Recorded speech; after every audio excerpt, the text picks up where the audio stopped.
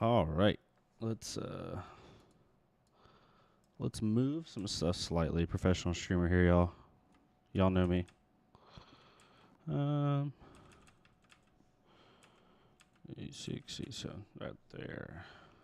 Just want to make sure it's centered so people get a good view of it. Yo, yo, yo, what is up? Oh, I just realized it's been quiet as shit this whole time. I've been playing music the whole time in the setup screen. And it just, that's funny. I'm sorry to anyone who was sitting in awkward silence.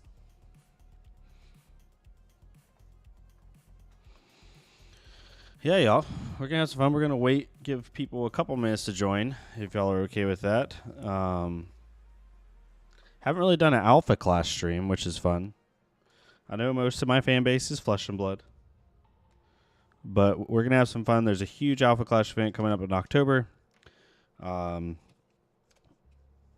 we'll talk about here in a second. And I'm going to end up going to it, which is super fun. And they made some changes yesterday that'll allow more people to play in the Pro Tour, including myself. So that'll be fun.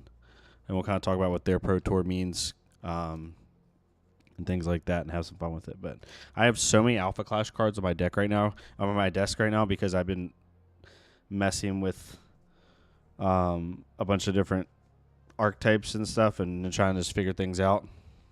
Last night I was going through it for like 3 hours.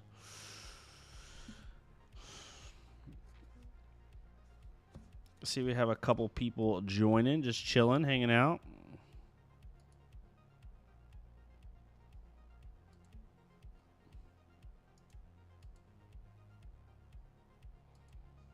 Don't be afraid to say hi, but if you're just lurking, that's completely fine too. Where is... Nope.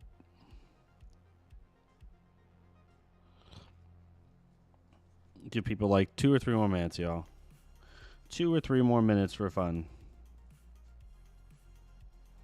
Hope everybody's having a good day. I'm gonna turn the air up because we always turn our AC down at night, and I forget to turn it back up during the day, and it gets cold.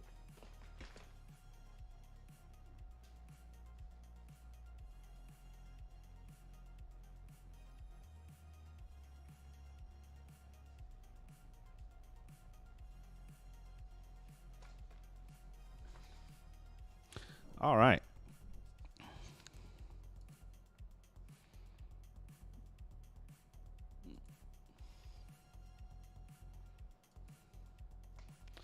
All right, so we'll go ahead and get started here. We've been live long enough, right? So Alpha Clash has their ClashCon event in October. It's October 24th through 26th, as you can see here. And it's in Tennessee. And originally, there's a whole bunch of things they're doing here. This is kind of like not only their Pro Tour for like their competitive circuit, but also kind of like this big culminating event, like just community event, so to speak. It's almost like for Flesh and Blood peeps, it's like if you mix a calling with like a freaking, world premiere and also added in like the Pro Tour in there. That's kind of like what they're doing here. So 24th through 25th. Originally, they had the Pro Tour that was going to happen on day 2 and 3, technically, Saturday and Sunday. Let me turn this down just slightly, and then I'll adjust it for y'all. I just want to turn down to my ears. It's a little bit too loud for me. There you go. So yeah, it was day 2 and 3, like Saturday, Sunday, the Pro Tour was going to happen, and then day 1 was going to be the PvE Gauntlet. So the PvE Gauntlet, for anyone that's not aware, Alpha Clash made the Siege of the Forgotten PvE set where like you can do up to 4 players against the boss, and the boss can either be like pseudo-automated with their system, right? It doesn't have to have a player controlling it, or you can have a player actually control the boss. You can play 1v1 against the boss and up to 1v4. So they were going to do an entire event based off this, where Friday was going to be the PvE Gauntlet and Saturday and Sunday be the Pro Tour. And long story short, due to how Pro Tour invites worked, for this upcoming event, there was a Pro Tour invites come from like tier 3 level events from Clash Grounds, and there hasn't or some Awakenings, and there wasn't enough events. Some people were not really complaining, just like wondering because some of their events expired or invites expired.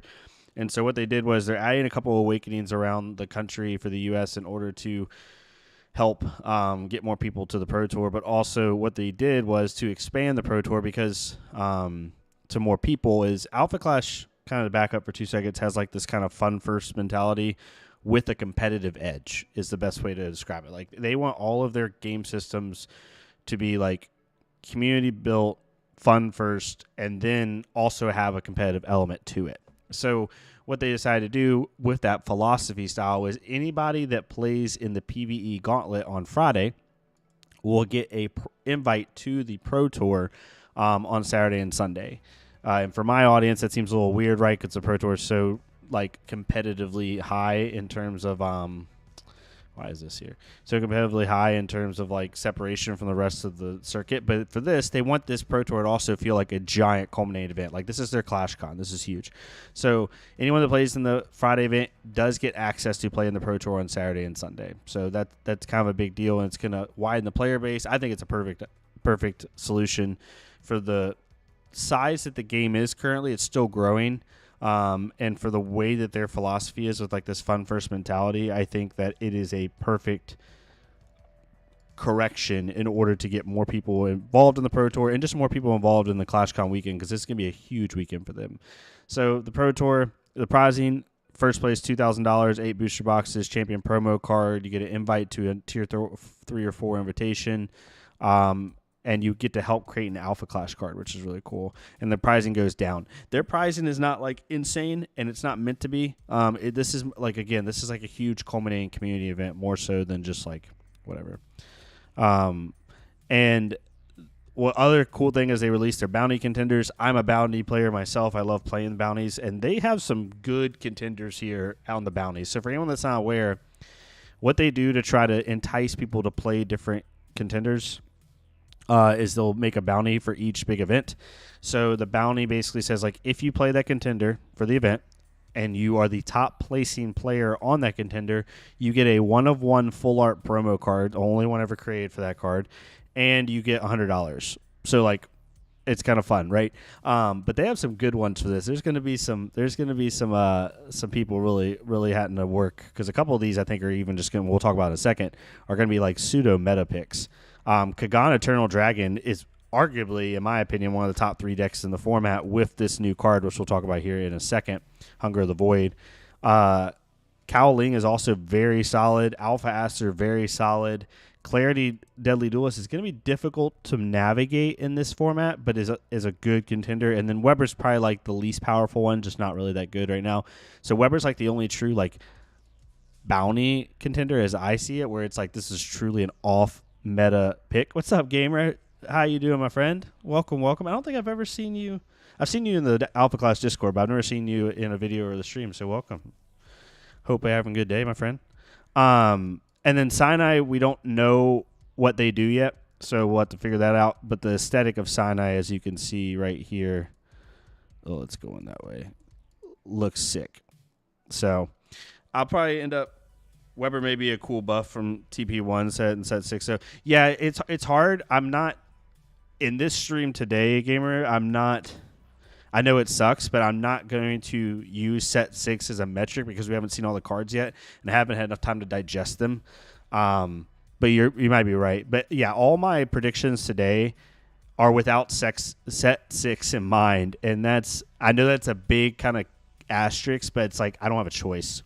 I could wait we might do a stream again here in a couple weeks once set 6 is completely revealed, and then maybe we do some changes. But so yeah, for me, we'll go ahead and get right into it. So I'm going to talk about, we have 2 tier lists. The first one is like a quad chart, which I think is probably the best way to do this, because in this game, and then the second one is like who benefits and who doesn't, and we'll talk about that in a second.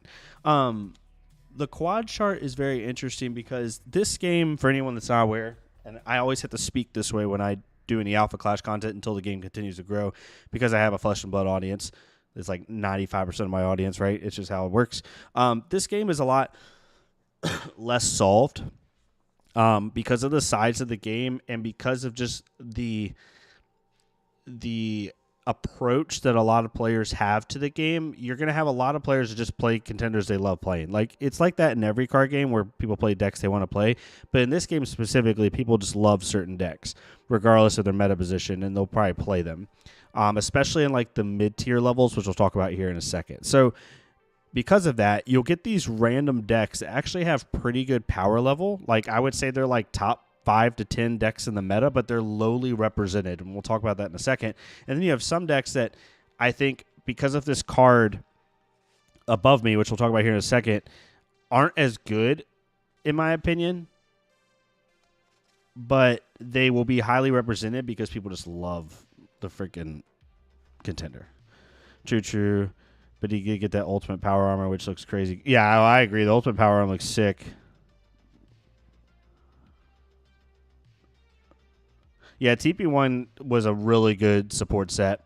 I'm super excited to mess around with that. So going back to what I was going to say. Okay, so yeah, so like Alpha Clash is really the Wild West. Like, there are some decks that are obviously very powerful, but there's so much unexplored in this game just due to how people approach it. Like, so much unexplored that you can do a lot with it. So getting into it, I know this looks like a lot, and I'll try to, like, use my mouse to quadrant it up. Never discount your boy Pestilence. I love look, hold up. Clashing Teacups, literally got it built. Well, this is the 2.0 Pestilence, but trust me, your boy loves his Pestilence, but I don't know what to see. It's going to be really difficult. I think set 1 Pestilence, obviously.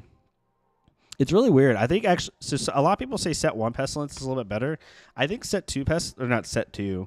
It's really starter deck 4. Sorry, not set 2. 2.0 Pestilence is really good because you can just play the Vile game plan with some discarded cards like on enter, like the 5-drop, and really just like discard your opponent into oblivion.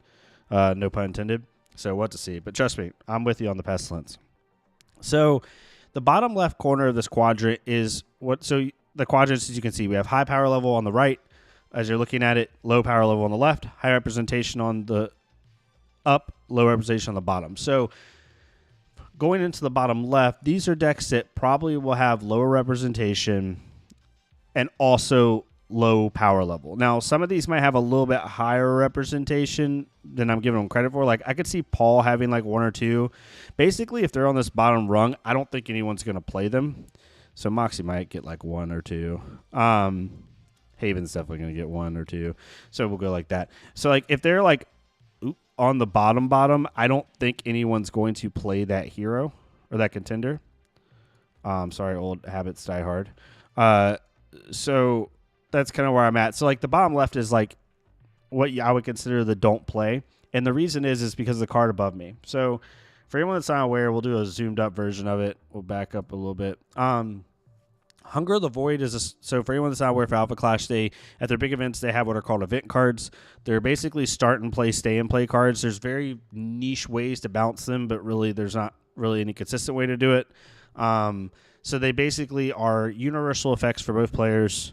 Well, they will be universal because both player has a card, and they kind of are implemented purposefully to shape the meta, to change how things go. So like last big event, there was a event card that basically nullified the first, is the way most people were playing it. You can nullify, you can engage it when someone plays a card, like a Clash card, to nullify its on-enter effect, which is huge because on-enter effects are really big in this game, and it like hosed a lot of decks.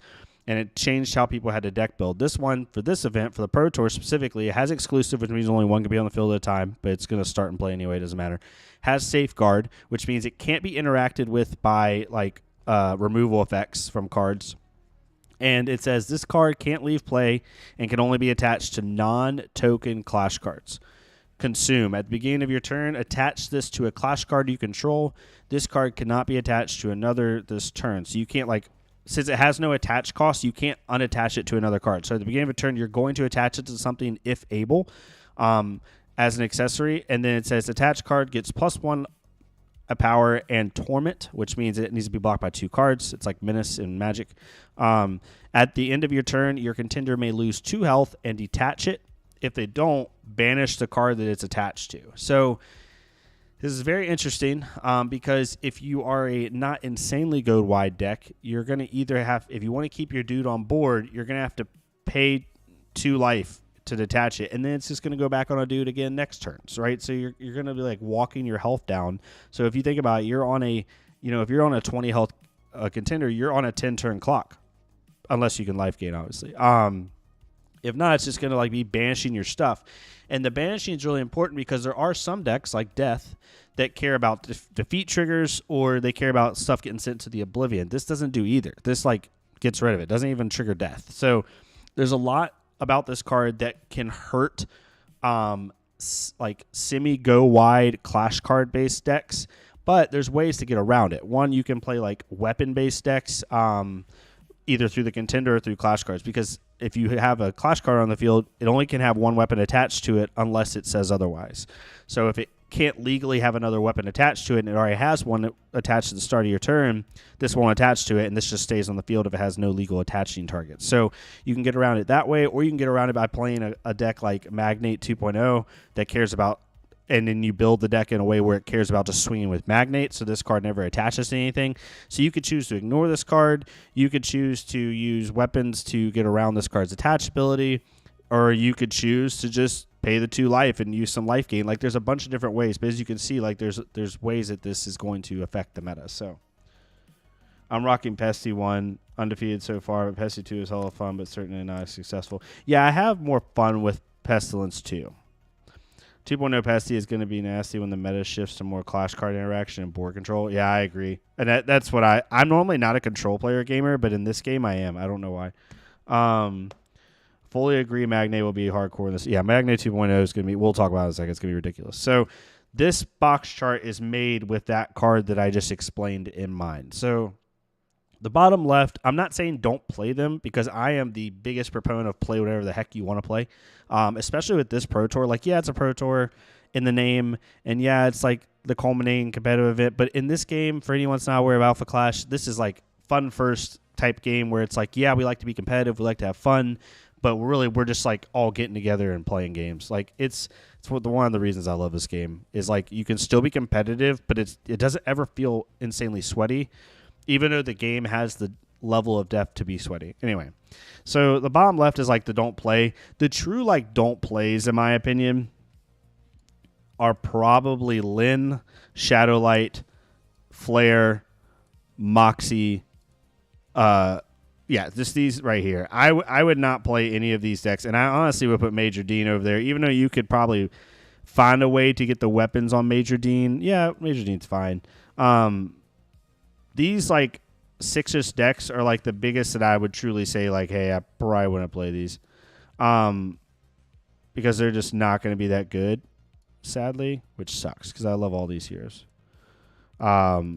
But if you choose to play them, you choose to play them. Just from a sheer power perspective, it's probably not the wisest decision. So that's kind of where I'm at with these 6. Then it kind of goes up from there, right? Like, I think both Pestilences could have some. They're going to be very lowly represented. Someone might not even play the Pesty 2.0, but there's ways you could build the deck, but it's going to be hard. And then it kind of goes up from there. The last like little echelon of very hard to play is Major Dean and Paul. I think but Paul's whole thing about like throwing a dude down, because what Paul wants to do typically, and I love Paul, I play Paul a ton. Massive shame Shadowlight has so much potential to be awesome. Yeah, Shadowlight's super fun. Paul wants to put like a bunch of dudes down and then not swing, and then when you start swinging and using Paul's ability, then you start gaining stupid value. There is a way around the Void card by attaching the weapons quickly, but you got to do that all very fast, and Paul normally doesn't like spam the board unless you get really lucky with the 0 for 2, the 1-drop, and you get like a couple of them on the field and then attach something. But it's just like, yes, you could. I guess you could just pay 2 life if you wanted to, and detach it. It's like, but that's what I was gonna say. The 20 health heroes are gonna be very difficult. Like Krung is the only one that I would mess with because Krung can just spam the board at low resource cost. So 20 held, like both of Clarity and Paul require some. I think both of these decks in a vacuum from a power perspective are very good, but that low health total, you're going to have to use the pay 2 health to detach it a couple times in order to start to get their engine going. And when you're already at 20 health in this format with some of these decks up here, they're going to be smacking the crap out of you on turn 3. It's very difficult. Yeah, all true, gamer. I didn't even think about that off the top of my head. This is why I do these streams, because I get feedback from y'all, and it makes me better. What the heck?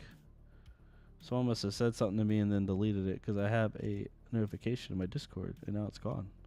That's fine. Sorry, y'all, ADHD.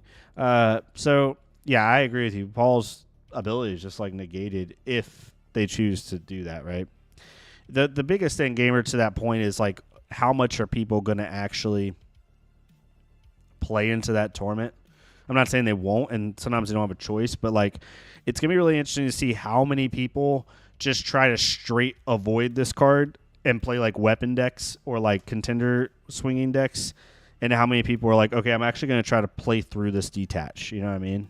It's going to be interesting to see, like, who does what with that.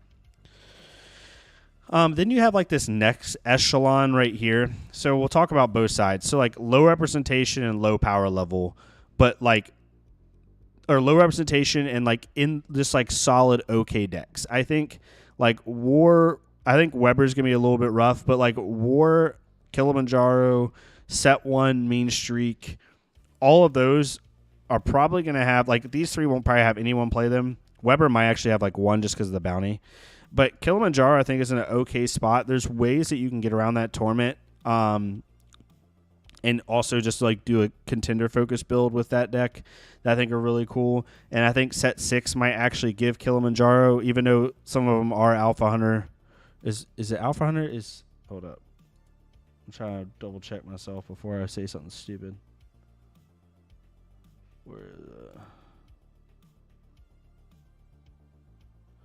Are most of all Pistons cards care about Piston? Is my guess. No, some are rogue. He's a rogue? That's so weird. This card gets 1/1 for Magnate 10. Discover target class card. Yeah, I think some of Iron Piston's cards, like even like High Impact and Strength Enhance and stuff, could really do well. If we get more Piston cards that don't necessarily care about Piston, then Kilimanjaro could, like, go like this. But I want to see what Piston cards do for Kilimanjaro first before we move him. And then you have, like, Conquest and Clarity, and Warcry. These are the decks that, like, I think are going to have low representation. Warcry might have a little bit more, but they're just good, solid decks that are similar to Alpha, or similar to Genesis, but not quite as high power level, where, like, you can have a flexibility with how you build the deck. Like, even if they're Clash card based decks with the Torment thing, like, they have life gain, they have prevention stuff, they just have flexible enough builds in their natural kits in order to combat this card. Magnate and Machina are just, like, the two, like, okay. Like, I feel like they're just, like, good power level. They'll probably be represented by one or two people. I think Machina might actually be down, like, right here. But Magnate Set 1's, like, just kind of the quintessential, like, okay. Kind of in the middle. It might be a little bit down, like, right here. Something like that. It's really hard because we're not looking at, like, a 500. I hope we do, but we're not looking at, like, a 500-person event here where, like, you're going to have 40 Magnate 2.0s and whatever. Like, I would assume we might get, like, if I had to guess, I'm hoping I'm wrong. I'm hoping it's more. But if I had to guess, like, over 100 people at this event, maybe more. It's gonna be weird. The Friday giving entry to the Pro Tour might change, like, how many people come, in a good way. But it's gonna be interesting. before we talk about this upper one, the last thing I want to talk about is these three right here. I think these three decks are going to be extremely low represented, but they have very high power level to the point where they're like contending in the top 5 decks, but they're just not going to be rep very much. Haven might be up a little, which might have like 3 or 4 people running her. And that's Moxie, Red Moxie, Cowling, and Haven. I think Cowling actually might go up a little bit in representation just because it's a bounty deck. I keep having to like keep that in my head. But these 3 decks all have ways to play around the event card. Haven just has an alternate win con that just laughs at the event card. Moxie has badges that she can create to then attach to things to then stop the event card from having to attach to stuff. When powering the characters, you really are only power ranking their ability and Clash buff for the most part, since Alpha Clash has a wide open deck building sandbox. Yeah, exactly, gamer. I was talking to my friend earlier about this. Is like I rank these based off how does their ability interact with the event card.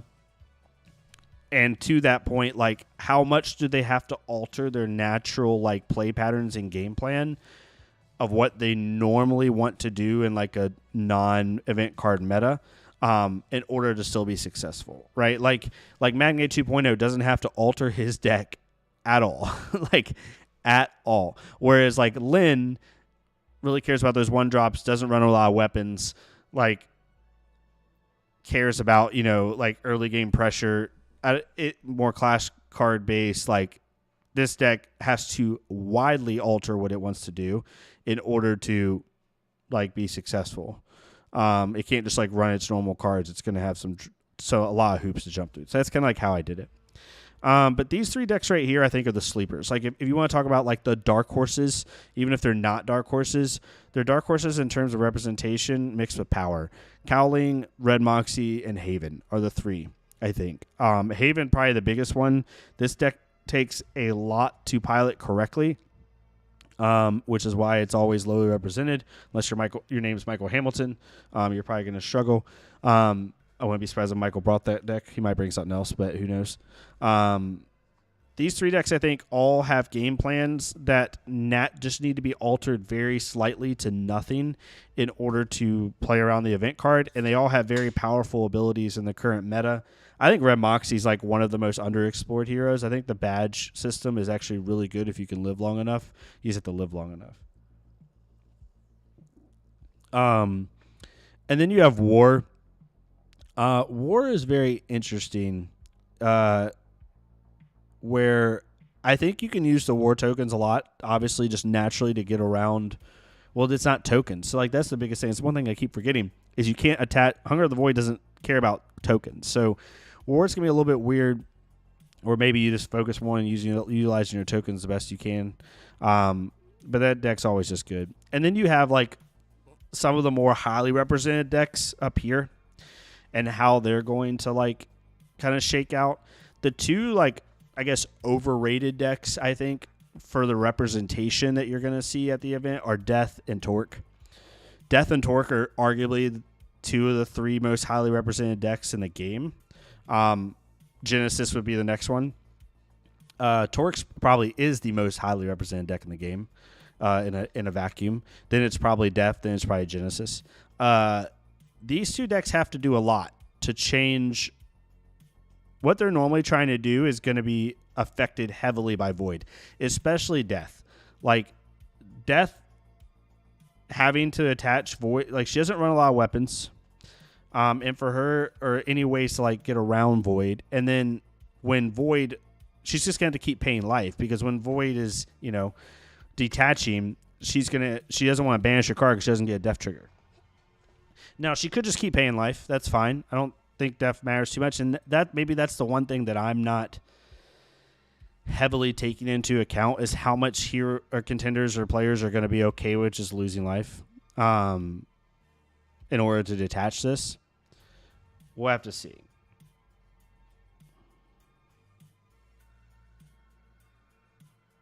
Because they may just do that. Dev may just be like, I don't care. I'll just lose 2 life and detach it and keep doing my thing. That may be the case.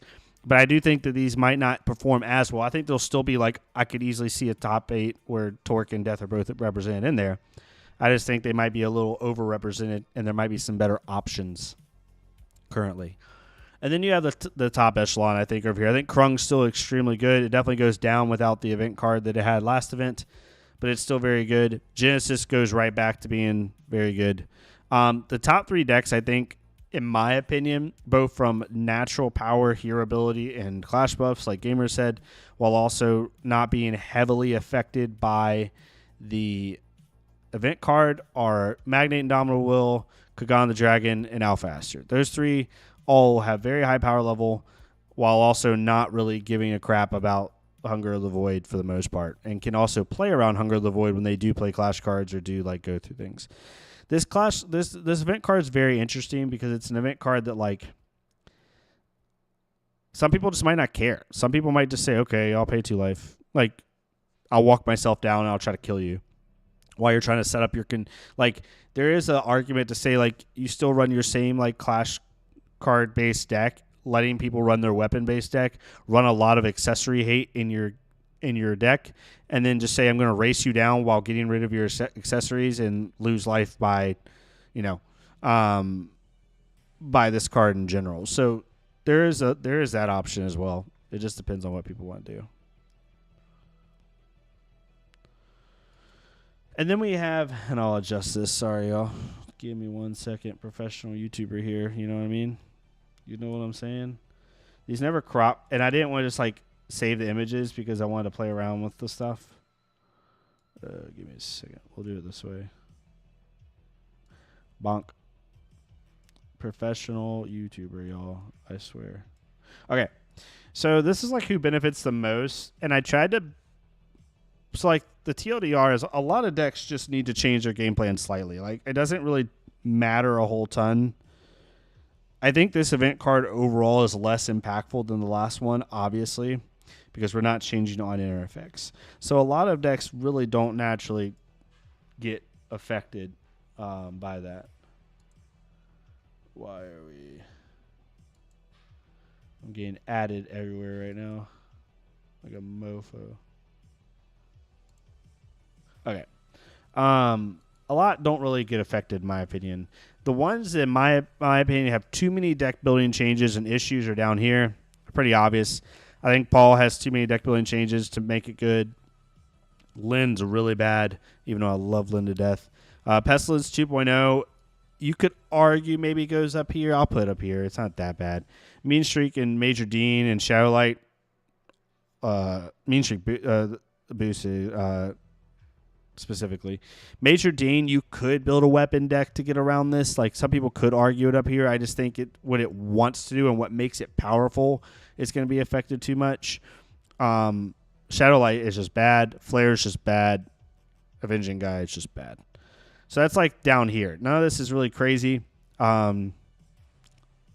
Where some decks have to make some deck building changes, but due to how other decks have to change their game plan, they're going to benefit from it, is Clarity, Deadly Duelist, Moxie, Red Moxie, and Cowling. I think all 3 have natural game plans that can play, don't have to be altered slightly in order to be affected by the Hunger of the Void, while also benefiting from other decks having to change their game plan.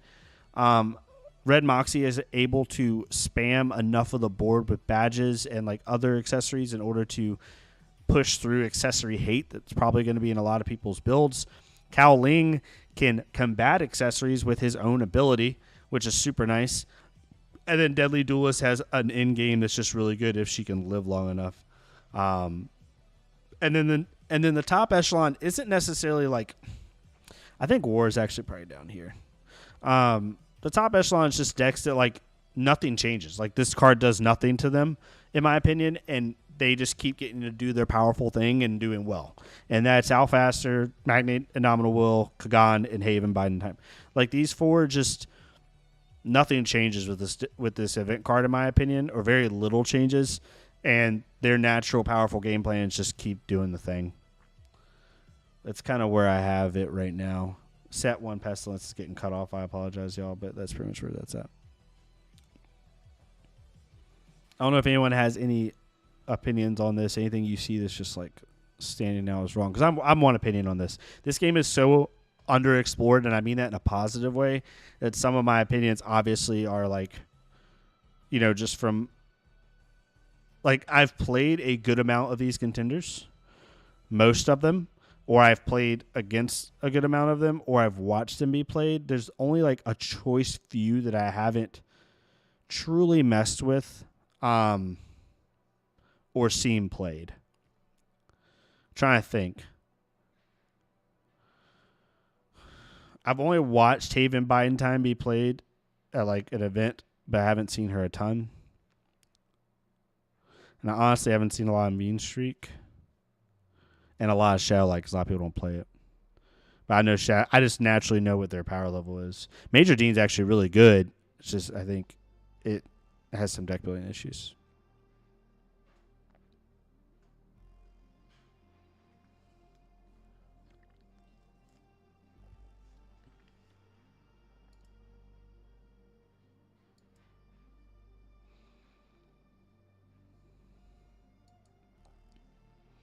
But yeah, these right here, these three, and then these three are the ones I'm looking out for the most. I'll put War over here. But like these 6 decks are probably my top ones for sure. So then we get to deck building. And again, I'm going to freaking do this one more time because we love changing scenes on the fly on this channel. I could go through a shit ton of extra work to make this like all like save the pictures and stuff, but I like being able to alter things on the fly. So because of that, I have to do it this way. I don't have a choice. Okay. So the 2 decks that I've been messing with the most really are Kagan and Magnet 2.0. Those are like the 2 biggest Magnet and Dominal Will. Those are like the 2 biggest ones that I've, because of how this shaked out and because of how this shaked out, it's kind of like where I'm seeing it like natural picks. I may also try to mess with Red Moxie too, just for fun. But I also want to see what Sinai does or Sinai because I want to be able to potentially play them for a bounty. But Kagan is a bounty deck, which is really funny because I think it's one of the best decks in the format with this new card. So it's really hilarious that it's a bounty deck. So if you're playing this deck for the bounty, just know you're probably going to have some competition. I would assume Kagan will be nearly in the double digits in terms of representation. I built a green-black is what I went with. There's a bunch of different ways you could take this, and this deck is probably going to change 50 times from now until the Pro Tour in October. But this is kind of like my step one, right? You have all the normal suspects of this deck, right? Flame Shield, Dragon Scale Armor, Dragon Helm, and Fire Mace in order to build Exodia so you can get the 10-10 drop, right? The 10-10 breakthrough dragon. That's pretty normal. I do have the 2-drop Kagan just to help, my weapon cost reduction. I'm a little bit iffy on the 3-drop Kagan in specifically for this format because I don't know if its ability matters enough for me to have to like mess with it, or it just might be something I can use as torment fodder, as void fodder, and then just get rid of it if I don't need it. Depends. I have some late game stuff like Kagan the Dragon. I also really like the 5-drop Pestilence on this because my thought process with this is I just like its effect. At the start, it says trigger enter. Each opponent discards 1 card.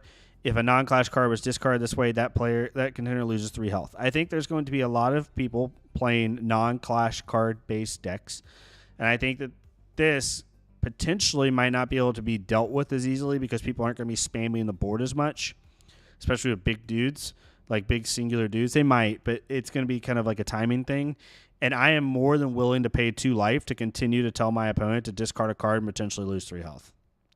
So I'm wanting to test this card out. I think it's a decent option. Obviously, the Clash buff, Amazon Rainforest is our Clash ground. Pretty simple there. Got some feedback in the Discord for I Am Demise, which I didn't even think about the fact that you could use this to bounce your dragon after you swung with it and then make a new dragon next turn. I didn't even think about that. So the really good suggestion by Heat in the Discord. Really enjoyed that. And because we're in black, I can run things like Resurging Fire. Target opponent discards one card. You may pay up to one target. You may play up to one target card from the Oblivion this turn by paying its resource cost using resources of any color. If that card is played by this effect, would leave play. Banish it instead. So I can use people's weapons against them, which is really sick. Or like big high drops in late game. Then we have the 4-drop Kagan. I like this just because I can send a target relic to the Oblivion. Could have some decent play into like Haven and like other like relic accessory decks. Then we also have the 5-drop Magnate in order to have some accessory hate in the deck since we don't naturally have it a lot. I might need to put a little bit more accessory hate in the deck, honestly. This might go up to a 4 of, but we'll have to see. I won't have any early game accessory hate for the most part because it's just kind of how it goes. Sadly.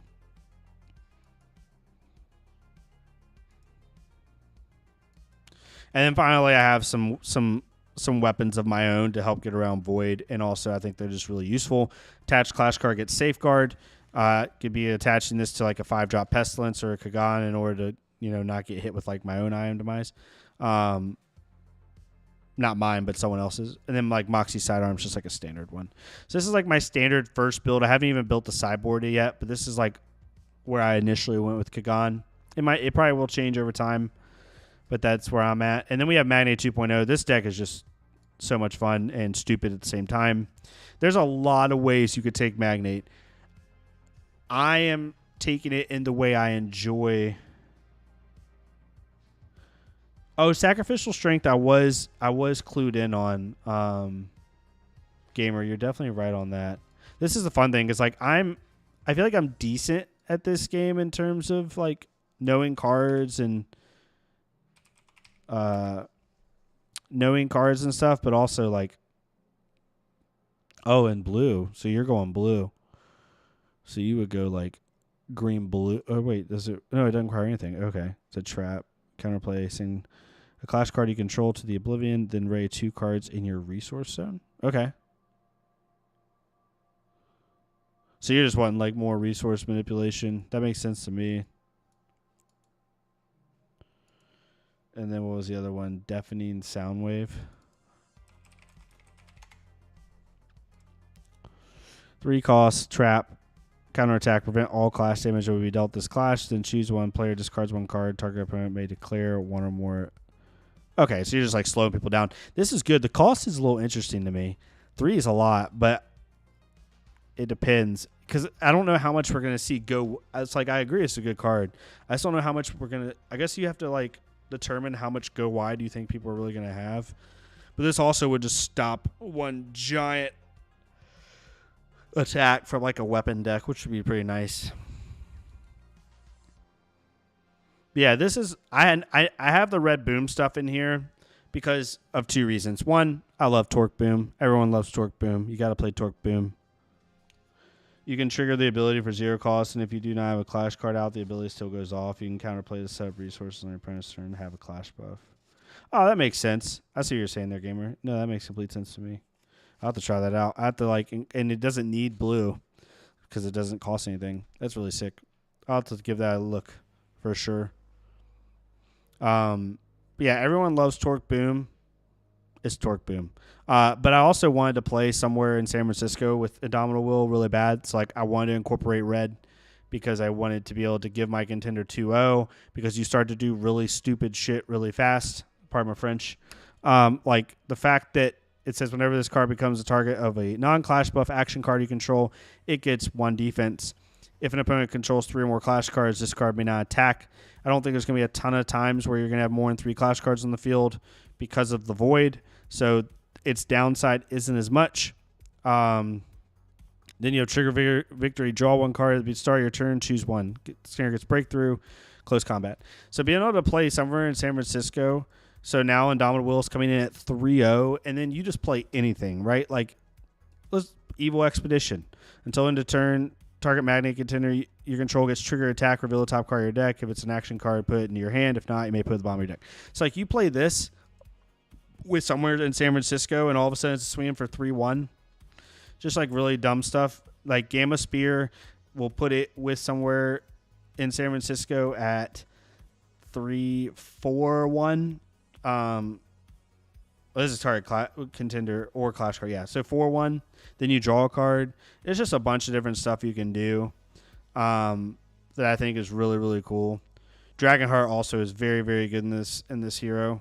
Gain 2/2 until the end of turn. And being able to like put something in your hand. But there's a whole lot here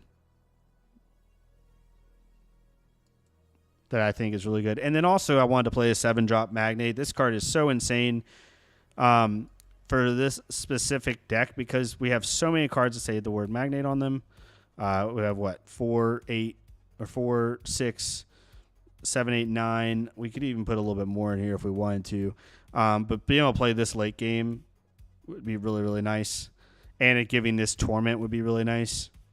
And I'd be more willing to pay 2 life. Yeah. It's hard for me with deck building in this game because I'm building decks that like I enjoy. Like it's not like Flesh and Blood. Flesh and Blood, like you always have to make like some type of sacrifice because of just how math based it is and how tuned the top decks are. Like you can't just play like a pet deck or you can't play pet cards as much. Like you just don't have that opportunity. In this game you do. Like yes, there is some tuning in this game. You definitely can make decks the best they possibly can be, but this game allows you to have some more fun because you're not locked to a certain color with your, like just because I play green Magnate, Indomitable Will, I don't have to play green cards. And I don't even have to play Magnate cards. I can play Lin and Torque cards in this deck if I felt like it, or Clarity and Torque cards, right? So like you get to like explore things you want to play more. So that's kind of where I'm at with that.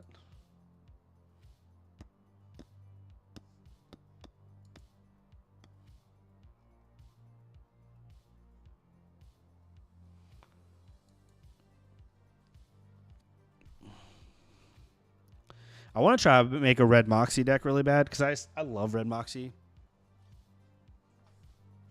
Like it's such a sick like deck to play. Honestly, if I was gonna build one on stream here, it would probably be that. It'd probably be red Moxie.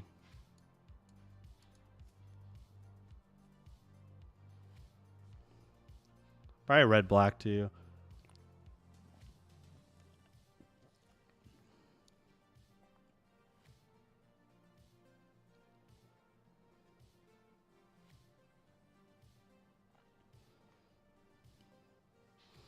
Because like if we did it, I already have a red Moxie deck built, but let's build one for fun. ClashCon Moxie.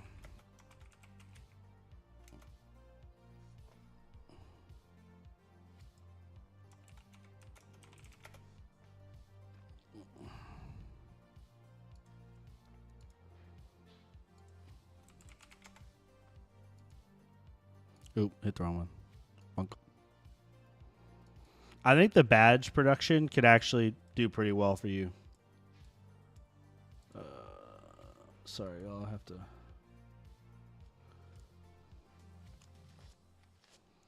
So, like, obviously, I think the first thing we would put in is probably. I think Paul helping out, it'll be really nice to be able to, like,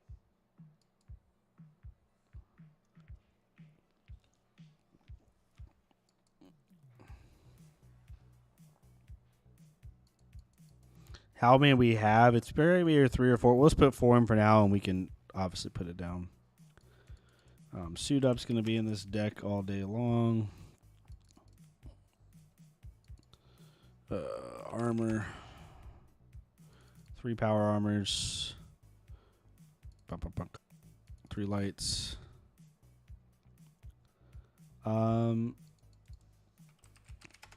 Moxie cards. Bunk. I love me some Moxie and Rage. It's such a fun card. This Moxie is like one of the most underrated cards. Like, I love this card. It's obviously better in set 1 Moxie for sure.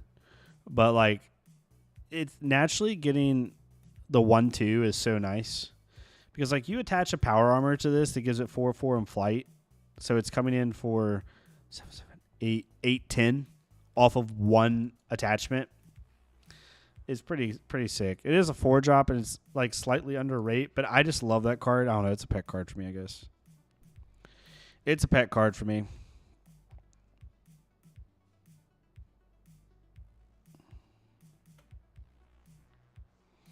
This card's always on the fence for me.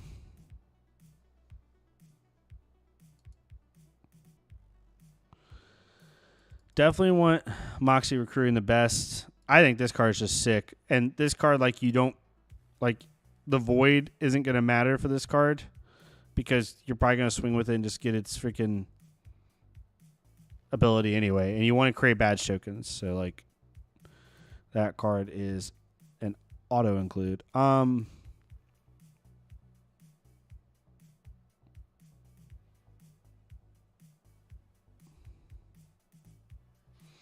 Moxie Armed Soldier is really interesting for this specific meta because it might not be as useful.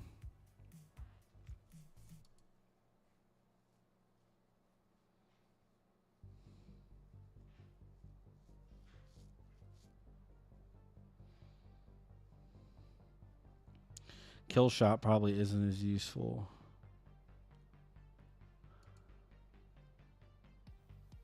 I think Weber, the 4-cost Weber that's just overstatted is definitely going to be added into this. Where is he at? That dude. This dude's so good. So good. 4-drop, 5/4. Does have Observant, but you may search your deck for a weapon card without Unrivaled and reveal it. Shuffle your deck, put that card on top. So nice. This card's actually really good in Paul, too. I love this card in Paul.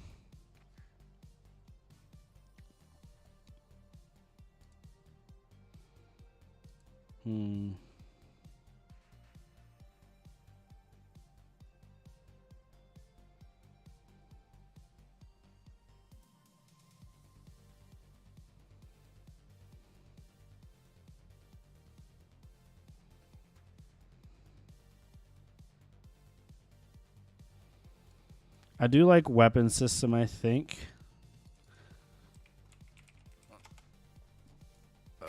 I was stupid for typing in just weapon.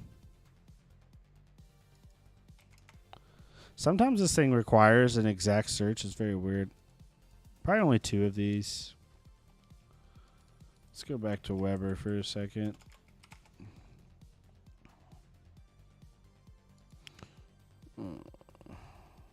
Nah, this one's not useful. Not useful.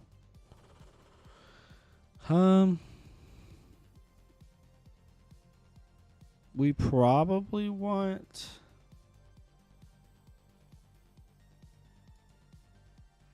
Nah, it's just a 2-drop. Do we want Weber's Binoculars in this deck? I don't think so. We don't care about this as much.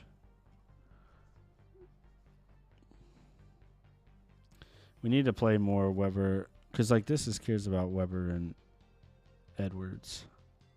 And we're not going to run any Edwards cards on the deck.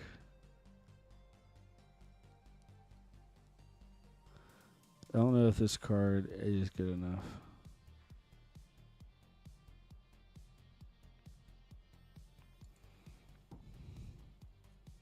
It is a 2-drop, which is the nice part. Like a 2-drop 3/1 just for like offensive purposes. Because like if we're just trying to smack people and avoid that downside, right? Thing is there any Webers that matter anymore?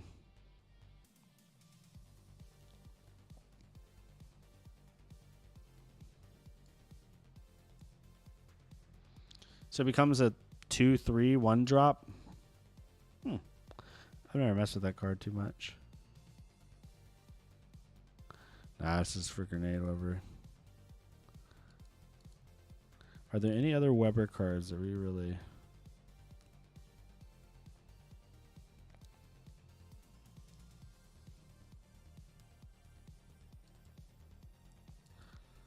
This just naturally says Moxie Clash cards you control get 1 defense.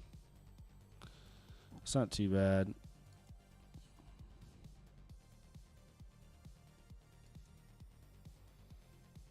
I don't think we really put any more Webers in, though.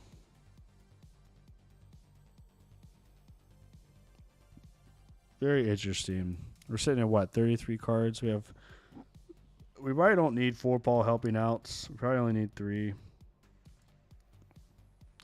I definitely want to have my Moxie recruiting the best in there.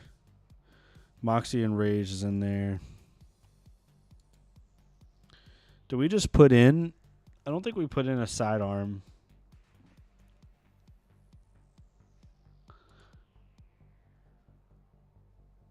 If you can.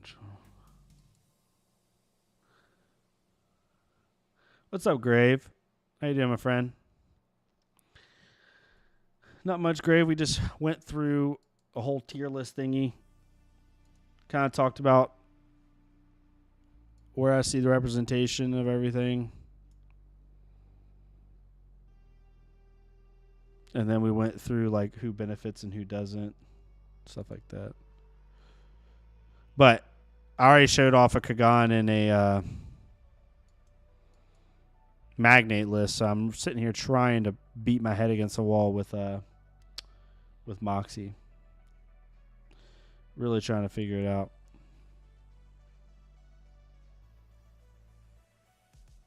Yeah, Grave. I definitely love feedback. There's so many people that play this game better than me.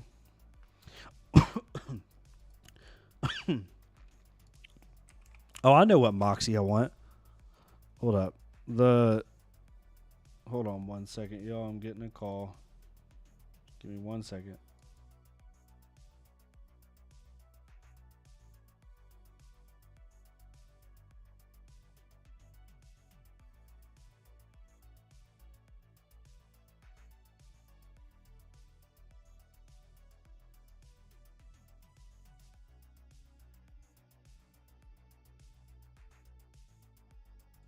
Reagan did not know I was streaming. That was funny.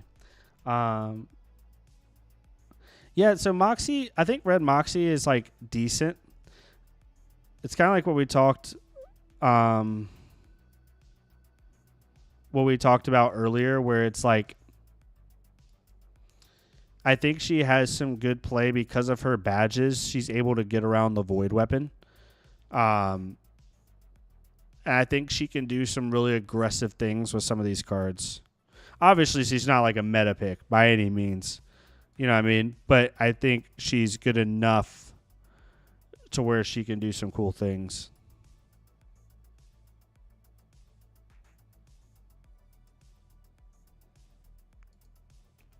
Question is like,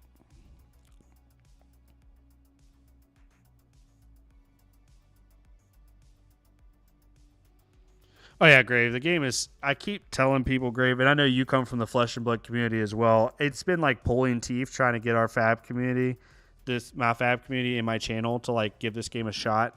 I don't think people realize like this is like one of the best trading card games on the market, if not the best one. It is by far the most like underrated card game. It has depth of play. There's so many things you can do. Tons of contenders. Lots of fun factor. Has very frontward facing devs that care about the game and talk to you like on a daily basis in the Discord. Has comic books, novels around it. Like they're doing PvE. Like it's just, man, it's ridiculous. Like I literally can't. I sound like a freaking Stan going nuts over it, but it's literally like so good. People just need to understand like how good this game actually is.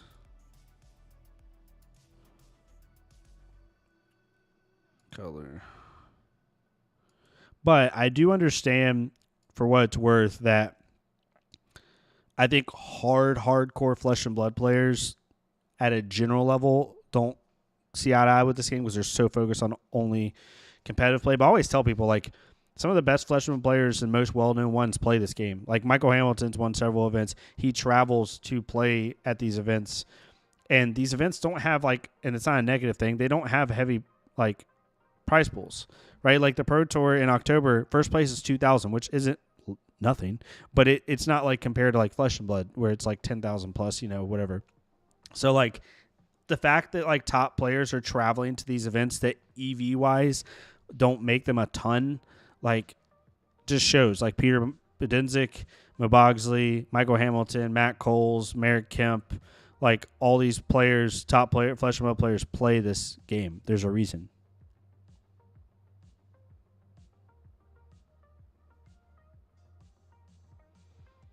Oh yeah, 100%. Like there's some small things that I think they need to clean up the rules a little bit, but I think there was a lot of a lot of things that happened as they were growing because like the difference in like this game on this from set one to now is night and day. They have learned so much, they've improved so much, and they've like evolved to where now their biggest dilemma, and it's not even a big one, like is pushing or like cleaning up, from the learnings they had in set one.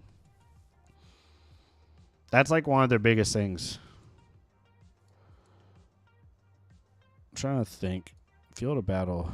No, it won't be that one.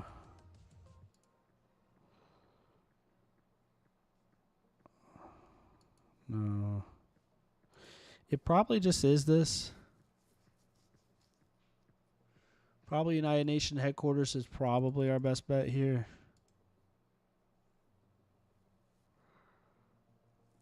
Or we could go with subway car. I'll just put it in there so I remember it.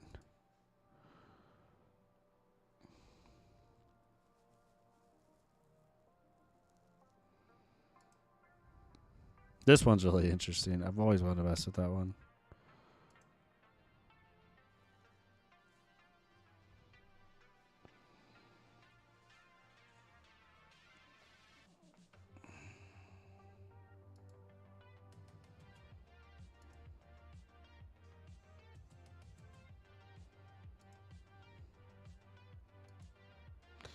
Denver also may just be like one of the best cards we can run. I always like Underground Subway too. If you were going for more of a weapon-based build, but we're not quite going that crazy with it.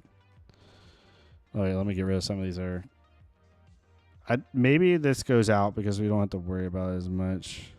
But attached weapons gain reduce is actually pretty nice, but we're playing around suit up anyway. So it's probably not that big of a deal. And we're playing around badges. Yeah. Subway car, Mr. for weapon. Clash cards get the weapon attached get +1 defense. It might just be best to do the +1 offense because they're already going to get the +1 defense from the badges anyway. Maybe we go to 2 subway cars.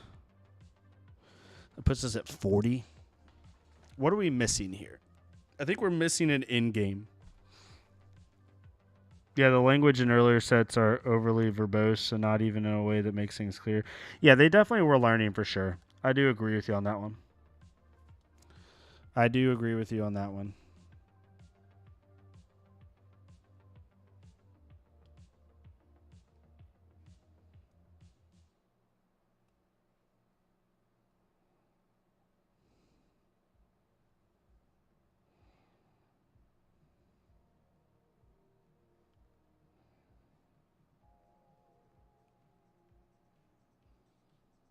Only thing for me is there is some downsides for the new distribution system that might be an issue going forward, but overall the game. I'll be interested to hear what you think is an issue, and I'm not arguing with you, Grave, at all. I think the way they're doing distribution, if they can scale it, is better than any other card game because they're getting rid of distributors, and you're working directly with the makers and can almost do a la carte ordering, and it's less risk for the store or upfront costs. But also, I know you're in the EU, right? So it might be different for you. So I'd love to get your take on it.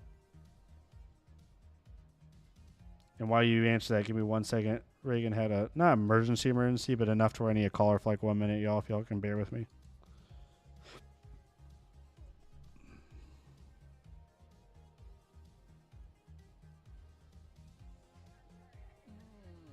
Oh, I still am. I just want to call you for a minute. What's going on?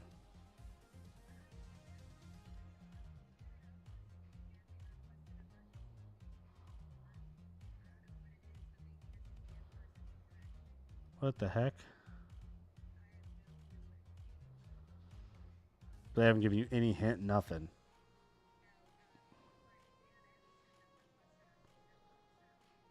Maybe they're revealing the whatever.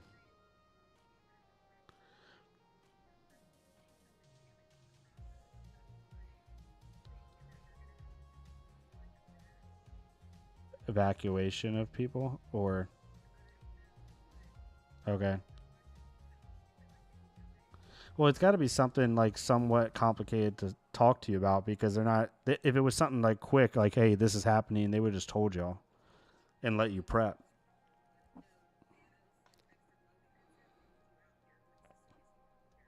Oh, okay. Well, all right. Well, keep me updated. If push comes to shove, love, when 4 or 5 hits, I'll take the animals. It's not a big deal.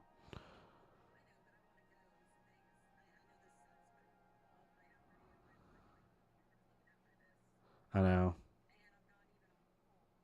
Yeah, I know. Well, you let me know what you need me to do. I love you too. Sorry about that, y'all. Reagan works as a public information officer for our county, and we unfortunately had a house explode like 2 days ago. It was awful. I meant to mute there too, but it's not that big a deal. It's not like anything crazy hiding.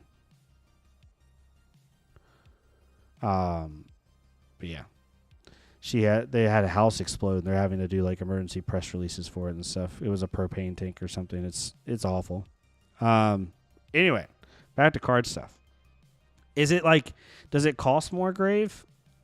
Is it like, what do you mean? Like, is it that it just costs a lot because it's coming straight from Ridge and Garrett? And again, it's like no harm, no foul. I'm just curious.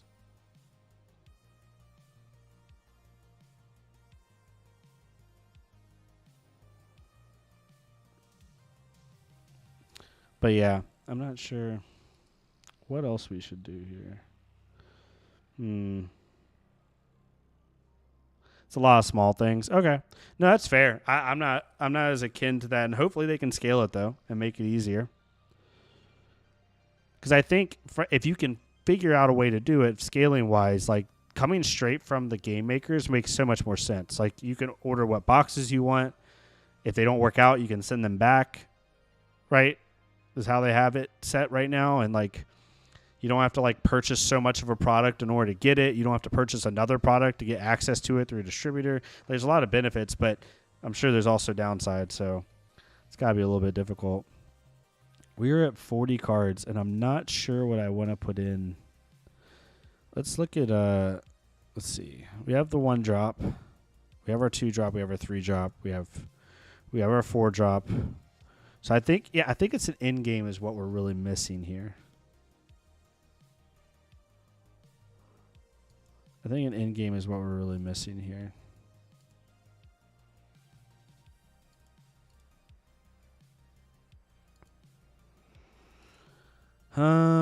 Resource costs.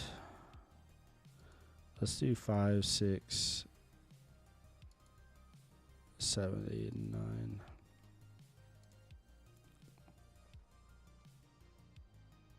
Oh, they don't have the take back system out of the U.S. Okay, that is a downside for sure. I understand that then.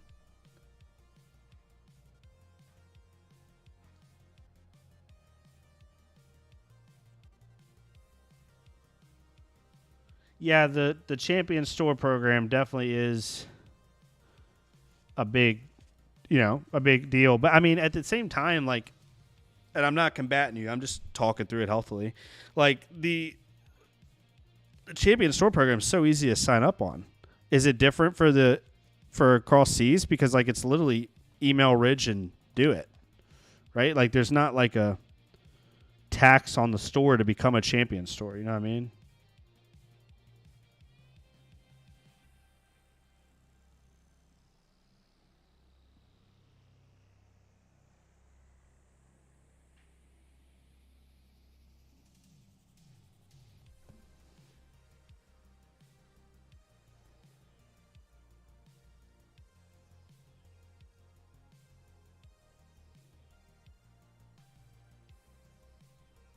Gotcha. So if you as a player don't have access to a store that's willing to sign up, that's where it's difficult. That I can understand. I think I'm catching that's what you're saying.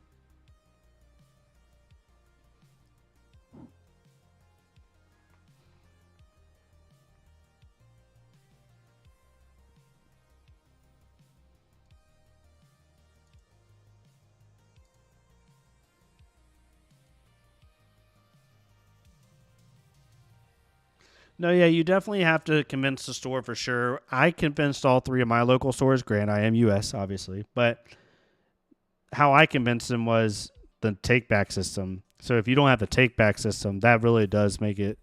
But it still is no cost to the store, other than like the initial boxes. But I understand. I definitely can see the hurdles you're having to jump through. It's a little bit harder for sure, which is it sucks. Hopefully it keeps growing. I know Europe is probably the hardest to get this game going in because it's the least represented in Europe, and it seems like the distribution is not worked out the most in Europe. So I can understand that.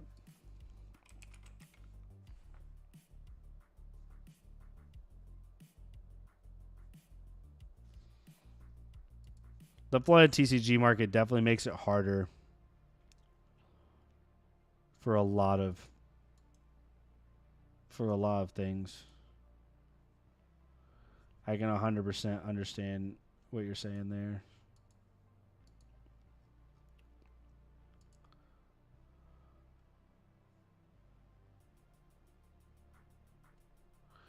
Ooh, I totally forgot about that card. Hold up. The Machina made of metal is actually...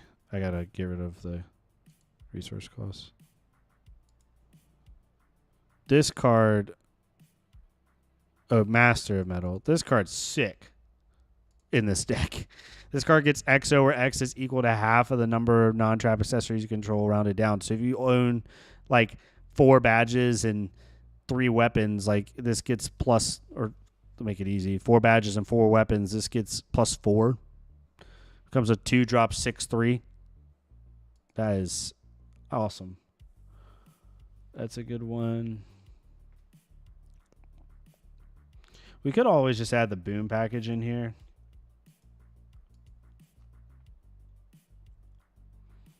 That's like also an option, an easier option.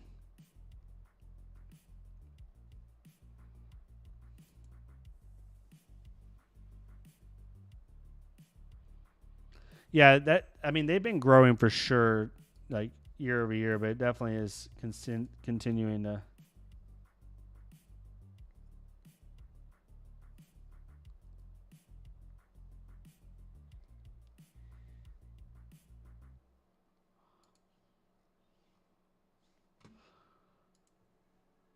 What else? We could just do the boom combo. And the boom combo does give us the ability to...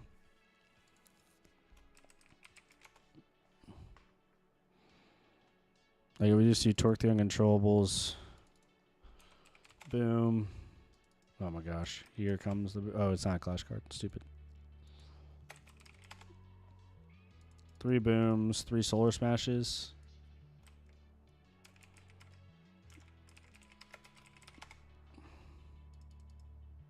Pushes at 54 cards.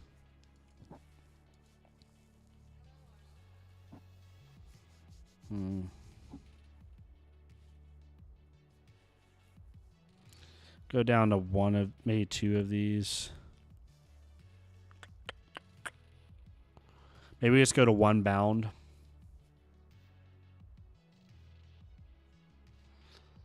Let's save and view this and just look at the stats of this.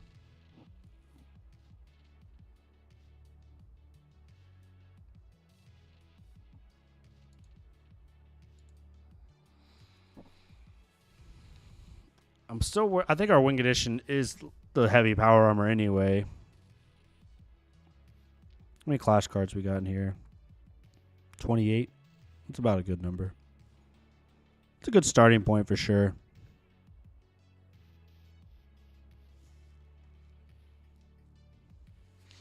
Yeah, no, Grave, to kind of quickly give you a synopsis of what we went over earlier. I won't go through like line by line. You can definitely go back and watch it, but this will make it easier for you to see it. I did it basically off of like the bottom left is like, this is all, there's 2 caveats to this. One, this is based off the event card above, like for the Pro Tour. And 2, I did not incorporate set 6 spoilers or even full TP1 spoilers because we haven't fleshed this out enough. But there's obviously might change some things. The bottom left is like the don't play tier. even though you could play 100%, like play what you want. But these decks just get hosed a lot by the Void card and what they're naturally trying to do with like their contender abilities and clash buffs. All of these decks right here are like decently powered, but they're going to have low representation, just how it is. The three biggest quadrants were these three. This up here, over here, up here, over here, and then down here. Down here are what I call the sleeper picks, obviously. I think the Red Moxie is actually pretty good. I think the badge system and being able to get around Void while still having an aggressive game plan is pretty nice for this deck. And I think the deck is actually underexplored a little bit. I think Cowling, being a bounty deck, is going to get some decent representation and also has a way to get around Void with its own accessories, then also remove the opponent's accessories that it has in play with its natural hero abilities, or contender abilities. So I think that's a good one. And Haven Biding Time is really good. It's just a really difficult deck to play. But I think all three of those are sleepers. And then we have the top three decks, I think, overall for representation and power level, which is Alpha Aster, Kagan, and Magnate and Nominal Will. Genesis is up there as well, too. I think you could probably put Genesis here, maybe. Actually, you probably could swap them like this. That's probably where it is. I think Magnate and Nominal Will is probably the better version. Genesis is probably down here. I think Genesis will be higher represented, but Magnate and Kagan are better decks.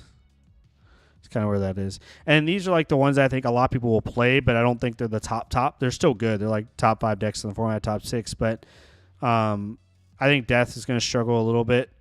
She's going to have to really try to deal with Void. And Void doesn't trigger Death, so it's a little bit hard for her. There's definitely ways around it, but it's going to be a little bit more difficult. And banishing a card like her 3-drop gets less powerful because they don't get the cost reduction, stuff like that.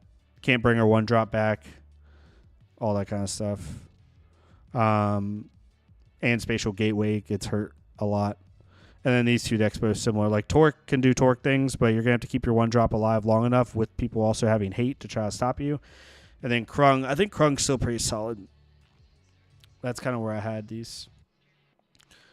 But we have the Pro Tour Moxie deck for funsies, and then we had the... Where's the Kagan deck? Or the Magnate and Nominal Will deck. This is the other one we had. So we have Magnate and Nominal Will, Red Moxie, and Kagan right now, at least day 0. Yeah, I'm going Grave. I'll be going. I am going to Tennessee. Hopefully. We'll see. Obviously, life dictates, but I'm attempting to go. Now that they're giving people Pro Tour invites from participating in Friday's event, I'm off that weekend, so I don't have to even take off work, which is nice. I'm going to go play in the Friday event and then play in Saturday and Sunday. So it should be really fun. I'm really excited. Super excited. But yeah, I'm going to call Reagan back and make sure she's okay. She's doing fine. Just make sure she's getting through. I can support her in how she needs to be helped because she's doing so much work this week with all the crap going on. But I appreciate everyone hanging out. Grave, thanks so much for stopping by. Me and you haven't talked a lot. We need to talk more. Gamer, thank you so much for hanging out. I saw you in the Discord and Alpha Clash Discord. I am glad you finally stopped by the stream.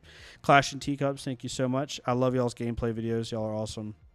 But yeah, I'm going to be doing more Alpha Clash content. And I want people to, try to give it a shot if they can. But if it's not your cup of tea, that's totally fine. Just, something I really want to keep doing.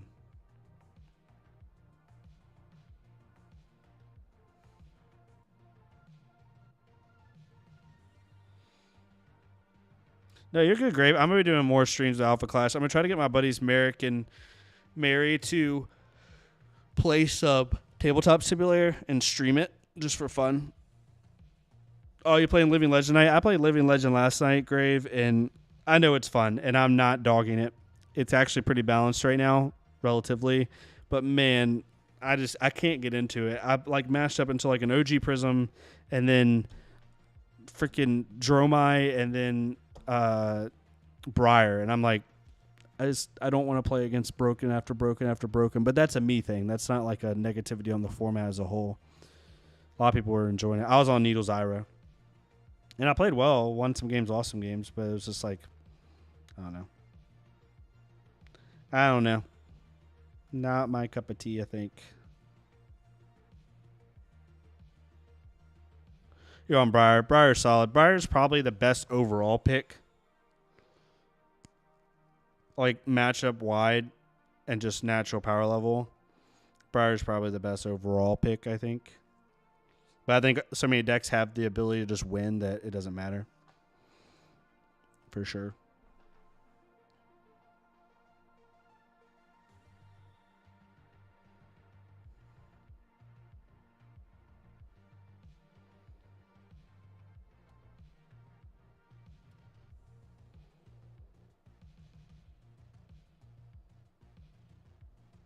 Yeah, it's 50-50. I think it just depends on how much the nostalgia aspect you enjoy. Because a lot of people do, and that's why they like it. But it all depends. But yeah, thank y'all so much for hanging out. Grave, thanks for chilling. I appreciate you. We'll definitely talk more. Feel free to hit me up in the Alpha Class Discord or Flesh and Blood or whatever. But yeah, thank y'all so much for hanging out. Appreciate the short stream, and I'll see y'all next time.